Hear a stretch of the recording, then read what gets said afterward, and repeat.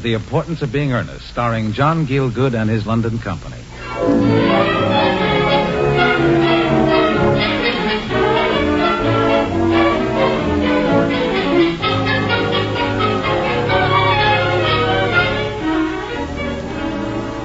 It's the following day.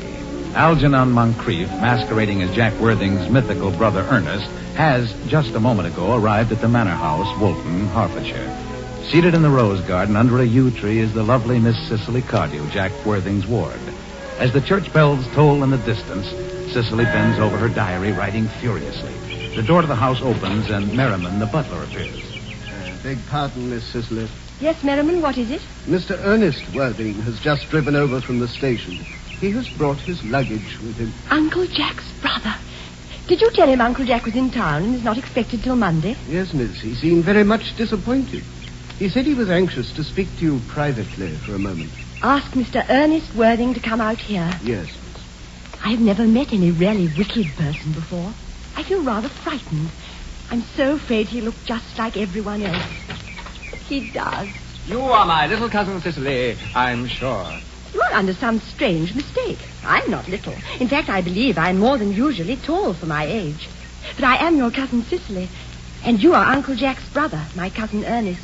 My wicked cousin Earnest. Oh, I'm not wicked at all, Cousin Cicely. You mustn't think that I am wicked. If you are not, then you've certainly been deceiving us all in a very inexcusable manner. Oh. Well, of course, I have been rather reckless.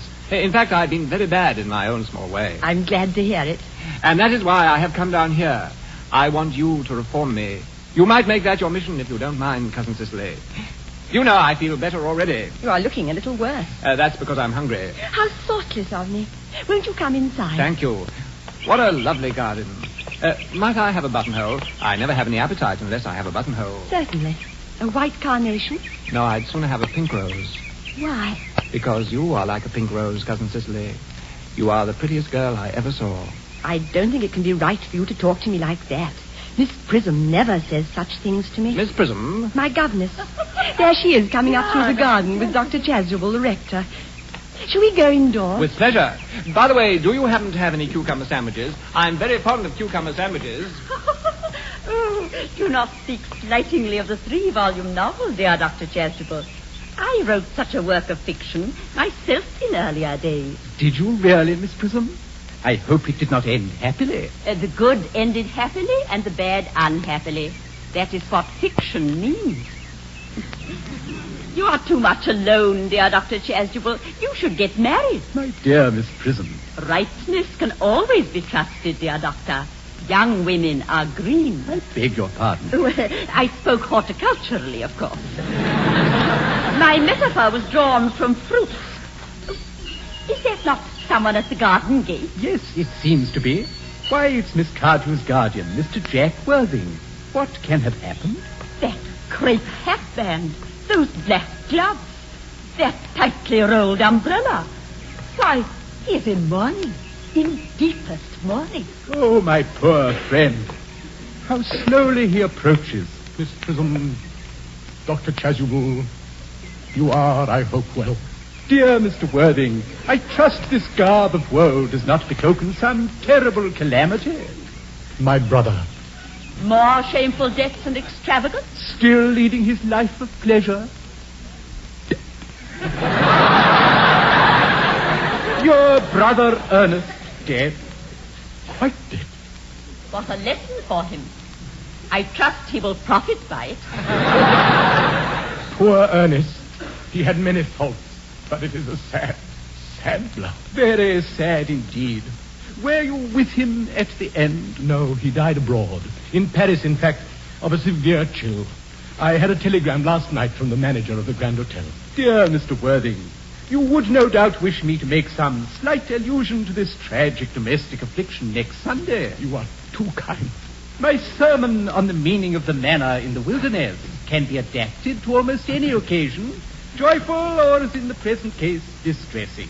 I have preached it at harvest festivals, confirmations, christenings. Ah, that reminds me. I suppose you know how to christen all right. I mean, of course, you are continually christening, aren't you? It is, I regret to say, one of the rector's most constant duties in this parish. I have often spoken to the poorer classes on the subject, but they don't seem to know what thrift is. But But surely, Mr. Worthing, you have been christened already. I don't remember anything about it. Do you think I'm too old now, Doctor? Not at all. The sprinkling and indeed the immersion of adults. Immersion. Oh, you need have no apprehension. Sprinkling is all that is necessary. Or indeed, I think advisable. Our weather is so changeable. At what hour would you wish the ceremony performed? Oh, I might trot round about 5:30 if that would suit you. Perfectly, perfectly. And now, dear Mr. Worthing, I will not intrude any longer in this house of sorrow. I would merely beg you not to be too much bowed down by grief. What seem to us bitter trials Uncle at the Jack, moment... Oh, I am pleased to see you back. But what horrid clothes you have on. My child. Uncle Jack, I have such a surprise for you. Who do you think is in the dining room? Your brother. Who? What nonsense. I haven't got a brother. Oh, don't say that. However badly he may have behaved to you in the past, he is still your brother. Cousin Ernest. Here I am. Hello, Brother Jack. Good heavens, you. Go away. Brother Jack, I have come down from town to tell you that I am very sorry for all the trouble I have given you, and that I intend to lead a better life in future. Will you shake hands? Certainly not. Uncle Jack, you're not going to refuse your own brother's hand. Nothing will induce me to take his hand. I think his coming down here disgraceful. He knows perfectly well why. Uncle Jack, do be nice. There is some good in everyone. Ernest has just been telling me all about his poor invalid friend, Mr. Bunbury, whom he goes to visit so often. Oh, he's been talking to you about Bunbury, has he? Well, I won't have him talk to you about Bunbury or about anything else. It's enough to drive one perfectly frantic. Uncle Jack, if you don't shake hands with Ernest, I will never forgive you. Never. Well, this is the last time I shall ever do it. How do you do? It is pleasant, is it not, to see so perfect a reconciliation. I think we might now leave the two brothers together. Cicely, you will come into the house with us. Certainly, Miss Prism. My little task of reconciliation is over, and I feel very happy. Algy, you young scoundrel, you're going to get out of this place as soon as possible. I'm not going to have any Bunburying here. What are you sitting down for? Cicely is a darling. You're not to talk about Miss Carr. You like that? I don't like it. Well, I don't like your clothes. You look perfectly ridiculous in them. It's perfectly childish to be in deep mourning for a man who is actually staying for a whole week with you in your house as a guest. I call it grotesque. You're certainly not staying in my house for a week as a guest or anything else. You're going to leave by the 4:25 train. I certainly won't leave you so long as you're still in mourning. It would be most unfriendly. You are going to leave by the 4:25 train. I am now going indoors to order the dog cart to take you to the station. This Bunburying, as you call it, has not been a great success.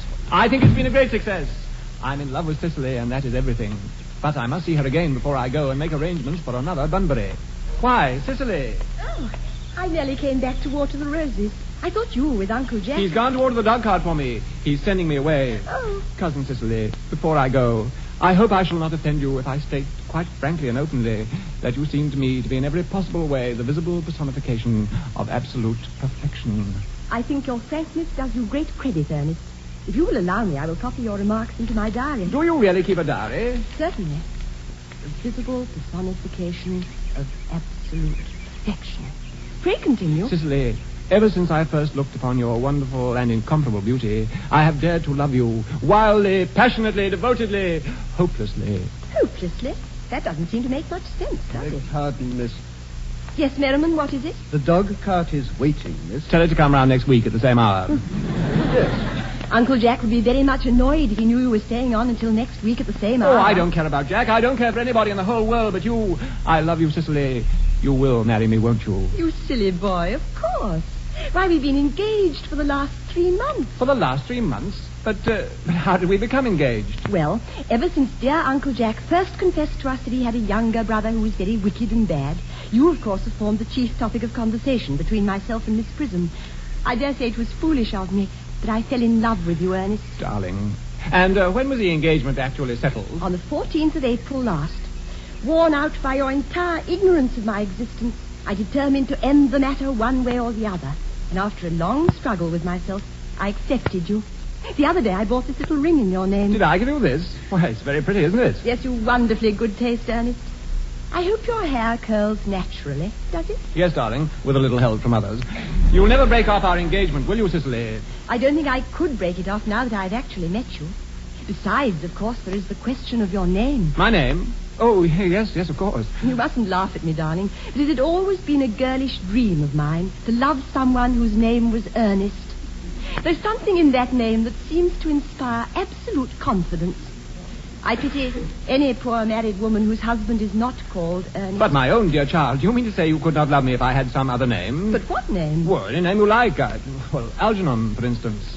Cicely, if my name was Algy, couldn't you love me? I might respect you, Ernest. I might admire your character. But I fear that I should not be able to give you my undivided attention. Cicely, your rector here is, I suppose, thoroughly experienced in the practice of all the rites and ceremonials of the church? Oh, yes. I must see him at once on the most important christening. The most important business. I shan't be away for more than half an hour. Couldn't you make it 20 minutes? I'll be back in no time.